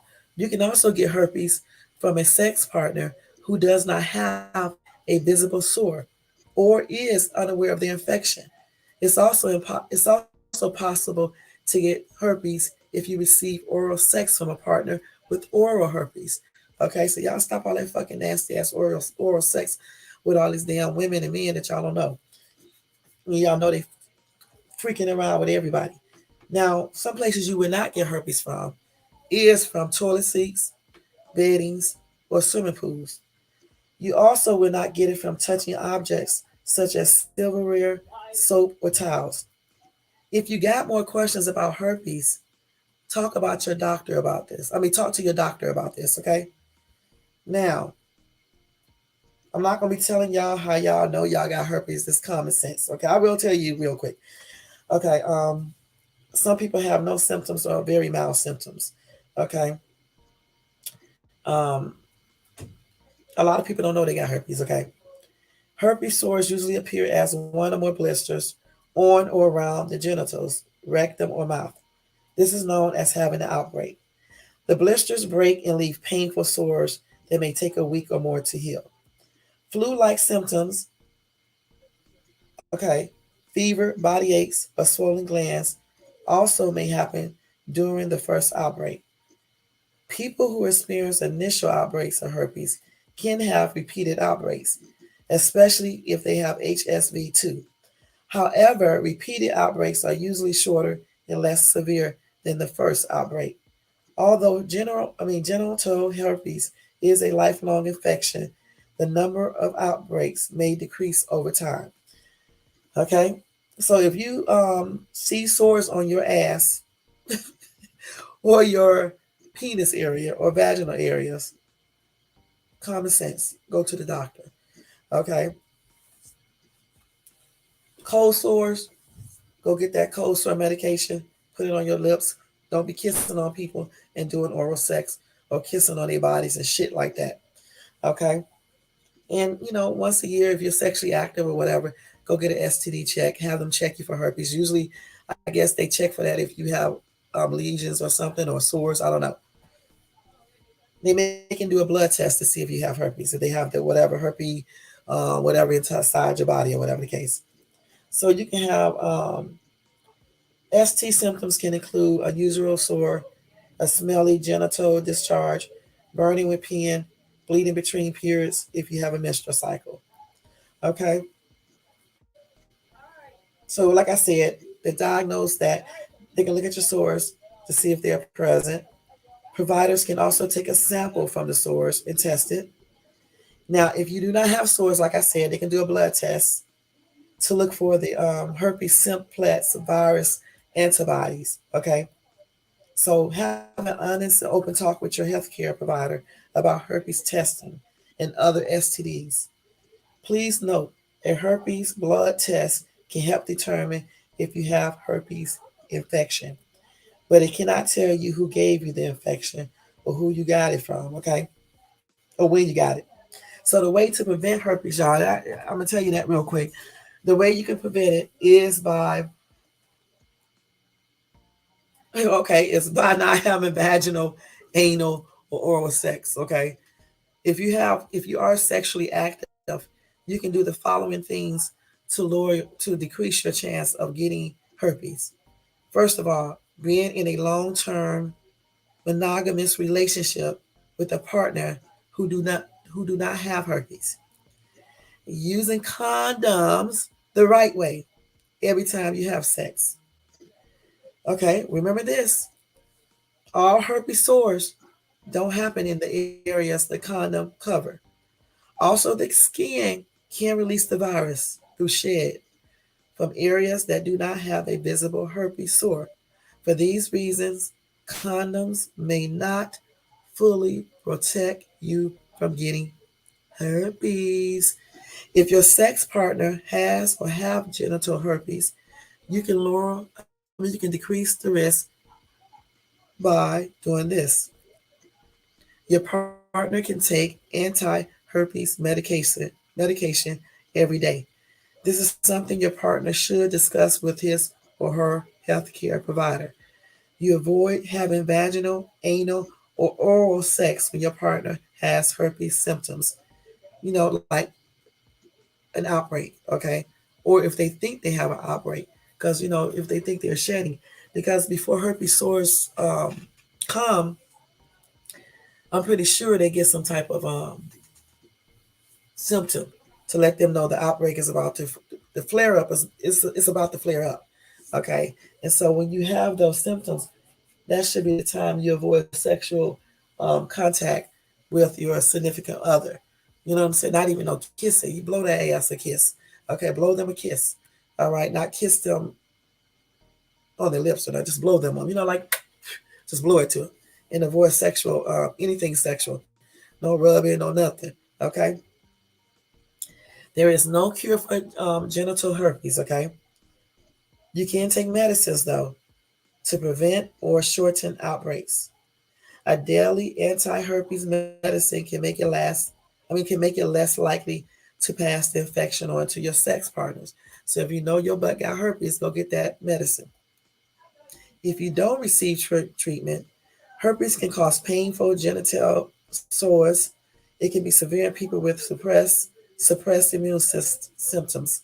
If you touch your sores or fluids from the sores, you can transfer herpes to another body part like your eyes. Okay, so if your ass got herpes and shit, and you're not going to the doctor, your ass get in the shower. Don't be fucking using no damn washcloth. Okay, don't use that. Use a baby wipe that you can just wash that area. You know what I'm saying? And then throw that shit away. Okay, and clean your damn tub out too. Okay, you don't use that shit. If you know you got herpes, use common sense. Okay, you don't use a washcloth in that area and then wash your entire body with that shit. Actually, if you got a damn outbreak, I would just use a, like I said, something that you can just throw away, and I would probably just use a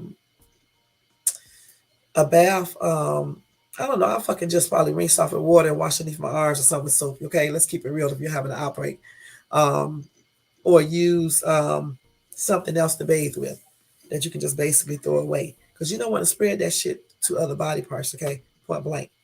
Okay, you just don't, and certainly like your eyes. Okay, and if you're pregnant, um, having herpes can be a problem for you and your unborn fetus or even your newborn baby. Okay, so again, just make sure you're getting tested, for herpes when you go get your regular STD check. Okay, check for everything if you're sexually active, because a lot of STDs can, some of them can remain dormant in the body. You know what I'm saying? You don't know you have them. You know, so it's good to go get checked to make sure. All right, point blank. I'm not going to go over all these sexually transmitted diseases because y'all know y'all grown asses should know about it. And you can easily go online and you can look them up to learn more about these different type of sexually transmitted diseases, so you can keep yourself safe. All right, safe without getting shit like herpes. Okay, because you can't get it's just be with you forever if you get that. You know, like gonorrhea and things like that. Except that new strain, you can get rid of that shit, even though you don't want to be catching that shit either. Chlamydia and all that shit, but you can get rid of that shit. But herpes and AIDS and HIV, you can't get rid of that. So you definitely got to do the things that it takes to limit your chance of catching that stuff.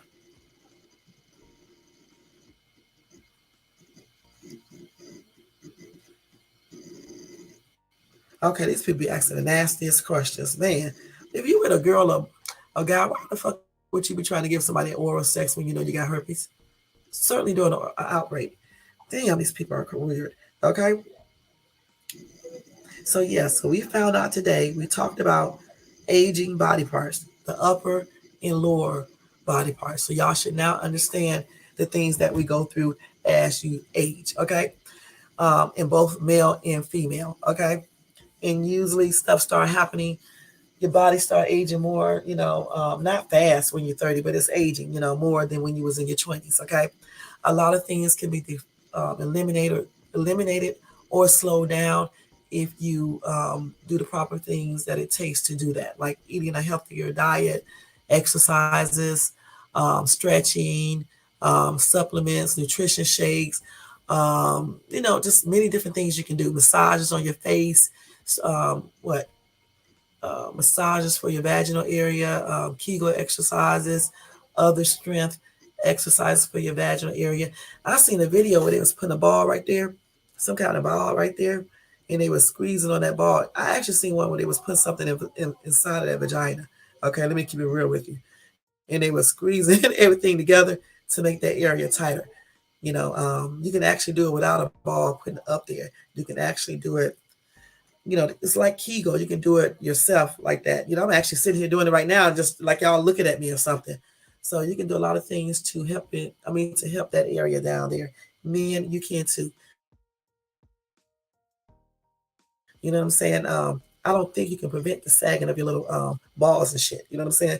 However, I still believe you can do exercises and stuff that probably could help with that, as well as a proper diet and things like that. You'll be shocked all the things that can help you age better. For real, facial massages, body massages, penis massages. You know what I'm saying? Just things like that. It can help a lot of stuff. So so y'all don't forget about this topic. Okay, go look it up more further so you can read about it. Learn about your bodies. It's not a good look when you go to the doctor and you don't know anything about your body. Okay? Learn about your body so you can know what to do. Oh, let me tell you guys what you need is the health test you can take at 40. Okay, and I'll tell you women too. Health test, let's see, health test to take at 40.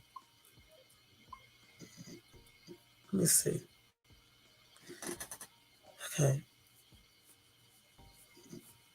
So at 40, women and men, you get breast cancer screenings, colorectal cancer screening, diabetes screening, lung cancer screening, prostate cancer screening, and they got other screenings. Okay, so let's see. So here we go. Some more. Body mass index, get that at 40. Depression screening, alcohol smoking substance misuse screening, HIV screening, herpes, STD, blood pressure check, cholesterol screening. Okay, let's see what else. A blood test every year to check all your um, levels of everything. Okay, an eye exam. You get that every 2 to 4 years. Okay.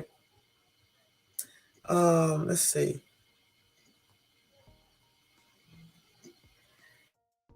Okay, now they're telling people at 45 to get let me see if I can say this right. Let me see. Colonoscopy, colonos. I think something like that. Let's see. Colonoscopy.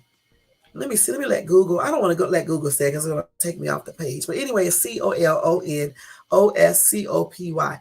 They are actually starting to recommend that people get that at age 45. Okay, at 45 years old, you should get a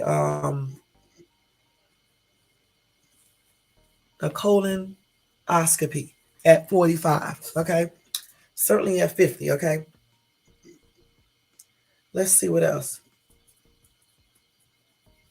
And at 30 to age 65, a woman should get a PAMPS test every 3 years, or the HPV test every 5 years, or both tests every 5 years. That's if their test comes back positive. You have a negative test, a negative PAMP smear. You don't wait to every 3 years to get that check again. Okay, let's see.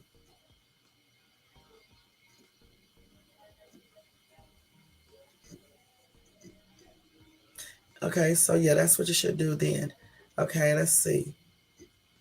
And they also say that a woman should start getting the Mayo Clinic support screening beginning at age 40 because screening mammograms can detect breast cancer early. So they are really saying that a woman should get a mammogram at 40. If you have um, a risk of breast cancer in your family, though, you have to get those screenings earlier than 40. Okay. So let's see what else. And a woman should do,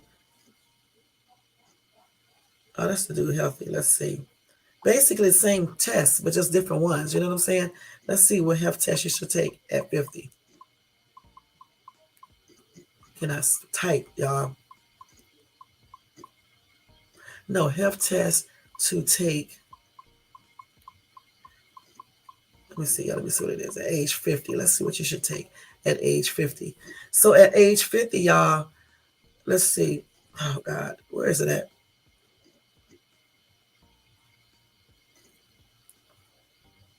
Okay, let's see. Again, colon colon cancer screening.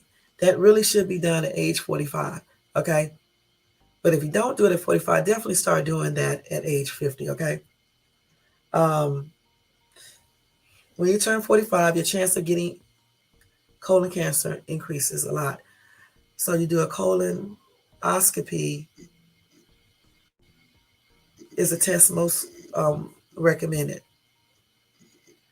although they have different options to check for that.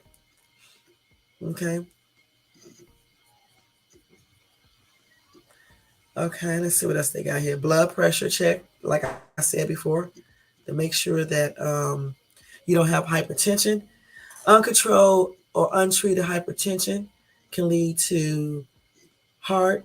It can cause damage in your heart, your brain. I told y'all this before, your eyes and your kidneys. Okay, all major things. You need to do your cholesterol profile. You need to do your blood sugar. Again, untreated diabetes can cause heart disease, kidney failure, and blindness. Hypertension can also cause blindness, okay, if it's not treated. Um, they say you're supposed to get screened for that once every 3 years, okay, and take control of diabetes early. So if you're pre-diabetic, you need to decrease your sugary things, your white starches, right, your white flours and breads and stuff, white potatoes, white rice, of course, anything with cane sugars or the other sugars too, maltose and fructose, and the other ones too. Um, what else? What else? Sugar diabetes. Eat leaner meats, not too much red meats. Sugary drinks, avoid those or decrease them if you're pre-diabetic. Okay. Okay, for women only, you should have a pelvic exam and a pap smear. Um, and they want you to combine a pap test with a human papillom, let's see, papillomavirus. Papillomavirus. I know I'm saying that wrong, but HPV. Take that pap test with the HPV test, okay? And they said that can safely extend the interval between cervical cancer screenings from 3 to 5 years in many women between the ages of 30 and 65. So between 30 and 65, you should be having those tests done between 3 to 5 years, unless that shit came back abnormal. If it came back abnormal, then you need to check your test way sooner than that, probably every year. Now, women over age 65 can stop getting screened if they had at least 3 consecutive negative PAMP tests or at least 2 negative HPV tests within the previous 10 years. So if you are 65 and over, and you haven't had a negative PAMP test in 10 years or at least 2 negative HPV tests within the previous 10 years, then you don't have to take those tests again if you're over 65. Let's see. Women who have high risk factors for cervical cancer, such as smoking, a history of HPV, or more advanced precancer diagnosis should continue to be screened. Okay, did y'all hear that? So if you do all this stuff, smoking and stuff like that, you got a history of HPV or a more advanced precancer diagnosis, you still have to go and get those daggone tests even when you get past 65, point blank. Okay, then you need to have a mammogram by their 50s. I actually started taking mammograms before that age, okay? But you definitely need to start taking mammograms at least every year so they can catch if you are developing breast cancer, okay? Men, you need to start getting your prostate checked at age 50. Um, some people say 45, okay? Some doctors recommend you do that at 45, but definitely at age 50, a man should have a prostate cancer screening. Um, African American men and those with a close relative who had early onset prostate cancer should talk to their doctor at an early age. Okay, because the reason why is because if you have a family member that had or has prostate cancer, I guess it makes you more at a risk for catching prostate a prostatic cancer. And so therefore, instead of getting your test at 50, you probably should get it earlier. So discuss all of that with your doctors. Okay. Okay. So then you have to do a skin check because you can have more moles and stuff on your face as you start getting older. If you notice something that looks different, or if it hurts, or whatever the case is, you need to go to your doctor, your dermatologist, even your regular doctor, to check that out to make sure it's not no type of cancer. And then you have to protect your eyes. by going to the doctor. A lot of vision robbing diseases um, happen as you age, like glaucoma and other things. So they are recommending that you get an eye exam every 1 to 3 years until you're age 60, and then every year afterwards. Oh, y'all, the thing is, I go every year and get my eyes checked. I have been doing this forever because I wear glasses, so I do eye checks as well as my kids every year. Once a year. Okay, and they tell you right here if you have eye problems or vision problems, go to the doctor more often. Okay, also you need to get a screening for hepatitis C. The CDC recommends that everyone over the age of 18 get tested for hepatitis C. If you haven't had a test, you definitely need to get one by the age of 50. Okay, you should have had it before that though. Now they're doing depression screenings. Wow. Okay, so they said depression is a common cause of disabilities in adults. Although it's often overlooked, it can show up with chronic illness and aging. Damn. It's a normal part of aging and you can get treatment. If you're feeling sad, hopeless, or not interested in things you used to enjoy, talk with your doctor.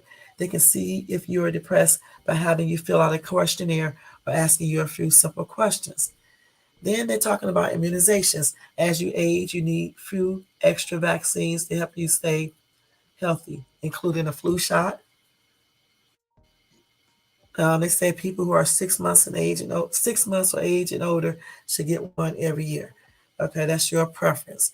But certainly at 50 and above, you should be getting a flu shot if you don't want to catch the flu or to decrease your chances of catching flu. Okay, it's not going to really see the flu shot. People are crazy. They don't read about these things. Okay, the flu shot can help you decrease the chances of catching flu.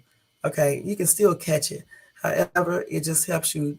It helps to decrease your chance of catching it, or if you do catch it, the symptoms are not as severe. Are not as severe. Okay. The shingles vaccine. If you're 50 or over, you need to get that vaccine. Cause trust me when I say you don't want to catch the shingles, you don't. Okay, you don't. I caught shingles before I was 50, right? And I actually caught it from somebody who hugged me and stuff. All right, this is why I don't be doing no hugs. Clearly, she must have had something on her arms and shit. And when she hugged me, there you go. Okay, so I caught shingles just like my daughter did, and she's young. Okay, and I caught shingles too. Okay, and so therefore, I went on and got the vaccine because that shit ain't no joke. Shingles is not a joke, y'all. That shit is not a joke, for real. Okay, before I caught shingles, I used to go get the acupuncture, and it did not hurt. When I caught the shingles and started getting acupuncture after the shingles was over, the shit hurts. Okay. Also, shingles can cause some type of nerve. I forgot what they call it after you get rid of it. Fortunately, it didn't happen to me, thank God. But it can cause that after you develop it and stuff.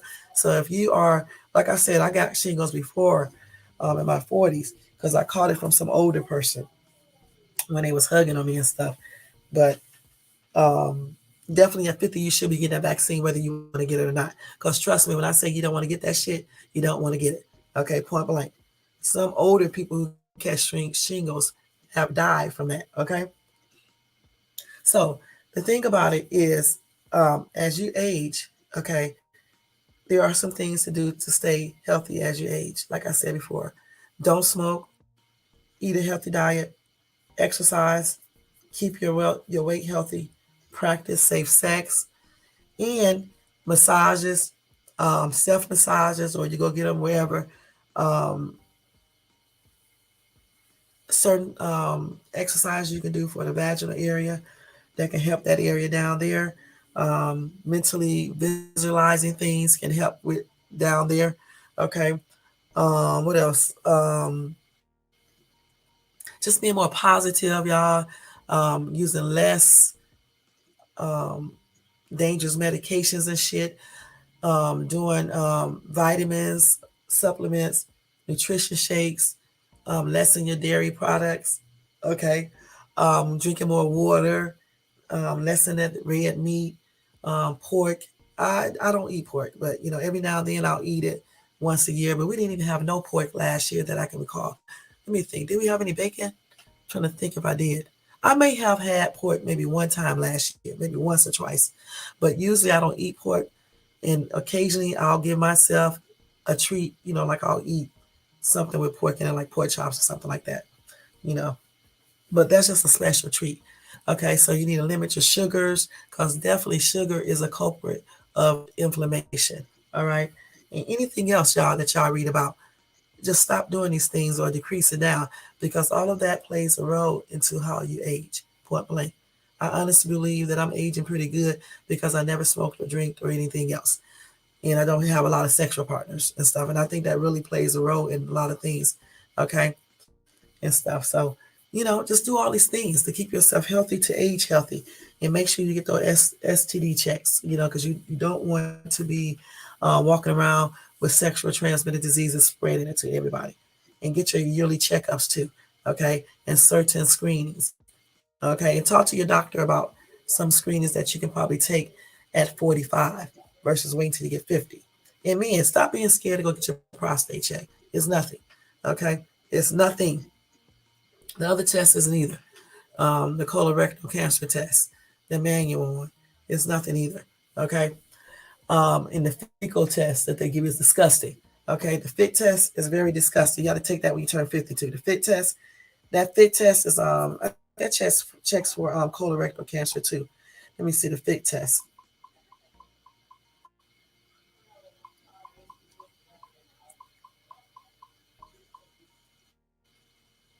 Let's see. That fit test, yeah, it's colorectal cancer screening for patients 45 and up. So you actually can take the fit test at 45, okay? Which is fucking disgusting. You know what I'm saying? It's very disgusting. Yeah, it's a test for colon cancer. Usually when they give you that fit test, right, and it comes back and it says that you can possibly have, I guess, colon cancer or blood in your stool, which can be an early sign of cancer. I guess that's when they go do other tests. They say the fit test only detects human blood from the lower intestines. So I guess if it comes back and shows that you have blood on it, um, I guess that they would do other tests like the actual colonoscopy. What do you pronounce that? Coloscopy. I think I'm saying it right because other times I'll be saying something else. Okay, I guess that's when they do that. Let me see what these people said. So yeah, you have to take that fit test. They say at 50 it's required, but you can take it at 45. Okay, let me see what they do. Okay, so if you get a, so they do colon. Let's see, what do they do? So they just okay. So they check. Did I get off that page? Damn it! I hate when I do that. Let me do that fit test. Okay, let's see that again, y'all. So if it does come back with blood on it, let's see. I guess they do the colonoscopy.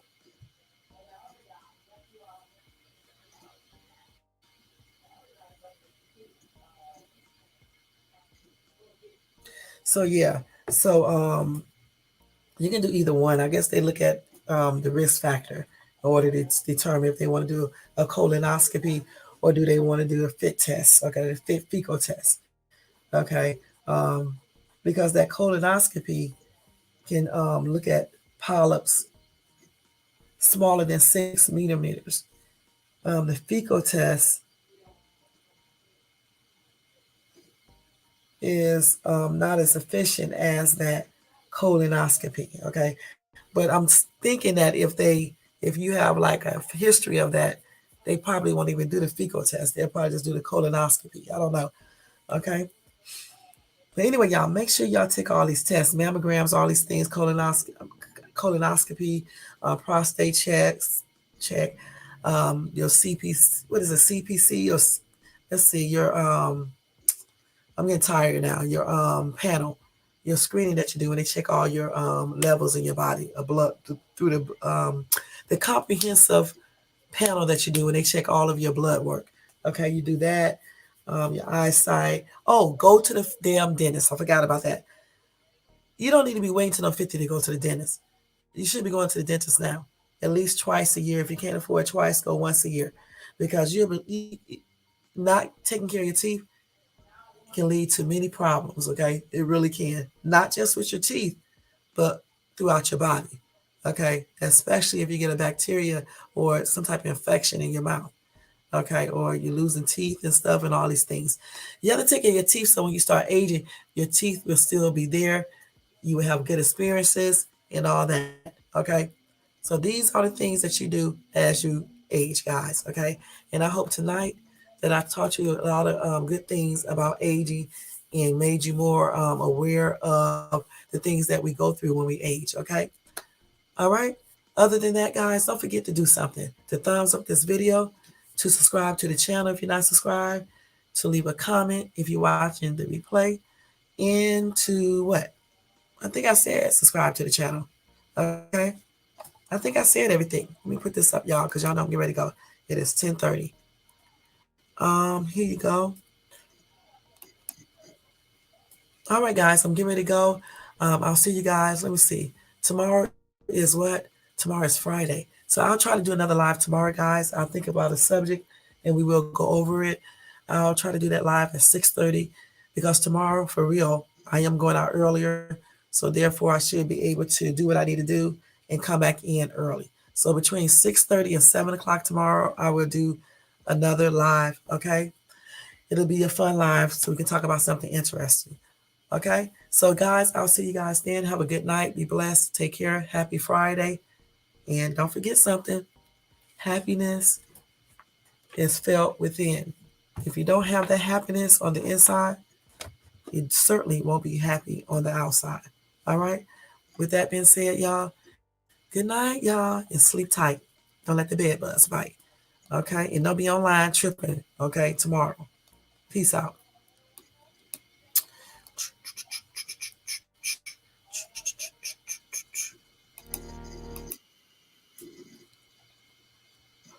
Ugh.